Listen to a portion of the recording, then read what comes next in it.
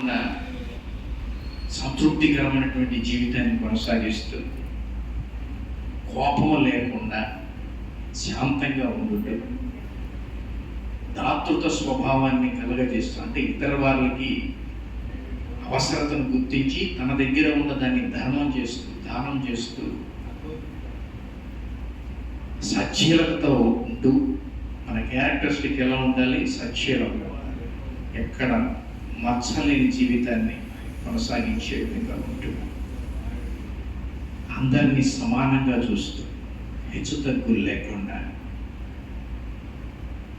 ఏదైనా తప్పు జరిగితే క్షమించే స్వభావం కలిగిన క్షమత్వాన్ని దర్శించుకున్నటువంటి వ్యక్తులు ఎవరైతే ఉంటారో వాళ్ళల్లో పర్వతమంతా ఉన్నా కానీ వాళ్ళు తేలికైపోతారు, గాలి అంతా తేలికైపోతారు. ఈ మర్మరహస్యాన్ని ఎవరైతే తెలుసుకుంటారో వారి జీవితం చక్కగా పులపాన్పైపోతుంది, లేకపోతే ముళ్ళబాటైపోతుంది. ఈ రెండింటిని తేల్చుకోవాల్సింది ఎవరికి వాళ్ళు. కాబట్టి సమాజం పట్ల ఎట్టి పరిస్థితుల్లోనూ నాకు ఏమి ఇచ్చింది సమాజం, సమాజం నాకేమి ఇచ్చింది, ఇవ్వలేదు, నేనే అసలు ఎవరు, ఎక్కడి నుంచి వచ్చావు ఆలోచించండి ఒకసారి. మీరు ఎక్కడి నుంచి వచ్చారు? తల్లిదండ్రులు ఒకసారి బాగా గుర్తుపెట్టుకున్నా,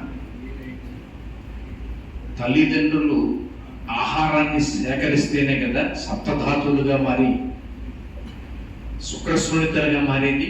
ఈ విషయం మీకు అందరికీ తెలుసుకోలేదు. తీసుకున్న ఆహారము రసంగా మారుతుంది, రక్తంగా మారుతుంది, మాంసము, మజ్జ, ఎముక, మజ్జ, కొవ్వు, తర్వాత ఇలా మార్పు చెప్పి లాస్ట్ శుక్రస్ఫుణితలుగా మారుతాయని చెప్తాను. అంటే రసము రక్తము, రక్తము మాంసము, మాంసము కొవ్వు, కొవ్వు తర్వాత ఎముక, ఎముక మజ్జ, మజ్జ తర్వాత శుక్రస్ఫుణితలు. ఆడవాళ్ళు శ్రోణితము, మగవాళ్ళు శుక్రకణం. ఎప్పుడైతే భార్యాభర్తల యొక్క కలయిక అర్ధబీజాలు కలుస్తాయో అప్పుడు ఏమన్నప్పుడు పూర్ణ బీజం చేయకూడదు ఏర్పడుతుంది. అదే నీ జీవితం. అక్కడి నుంచి వచ్చాము మనం. ఇది ఆహారం నుంచి వచ్చింది. ఆహారం ఎక్కడి నుంచి వచ్చింది? సమాజం కష్టపడి దాదాపు 150 రోజులు పంట కష్టపడి ఎటుపోకుండా దాన్ని జాగ్రత్తగా రక్షించి తీసుకొచ్చి ఇస్తే అది మనం పూజించింది. ఈ సప్తధాతువులు ఏర్పడటానికి అది కారణమైంది. మరి సమాజం అంత సేవ చేస్తుంది. అలాంటి వాళ్ళము ఆ సమాజానికి కావలసినటువంటి అవసరాలను తీర్చడానికి మనం మాత్రం సమాజాన్ని తక్కువ చేసి మాట్లాడుతూ ఉంటాం.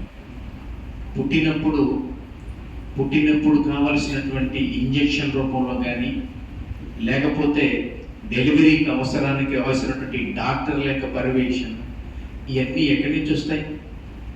మీకంతకు మీరే బయటికి రాలేరు కదా. వాళ్ళ యొక్క సర్వీస్ ఉంది కదా. అలానే మీరు తీసుకునే ఆహారం మొత్తం అక్కడి నుంచే వస్తుంది. మీరు చేసేటువంటి మనుషులు ఒంట్లో బాగోపోతే కావాల్సినటువంటి మందులన్నీ అక్కడి నుంచే వస్తున్నాయి. నువ్వు అనేది ఏమీ లేదు. మొత్తం సమాజం నుంచి మాత్రమే మనం ఉన్నప్పుడు సమాజాన్ని తక్కువ పెట్టకూడదు. ఈ పద్ధతిలో ఆలోచించినప్పుడు తప్పనిసరిగా సమాజానికి ఎప్పుడు మనం రుణపడి ఉంటాము.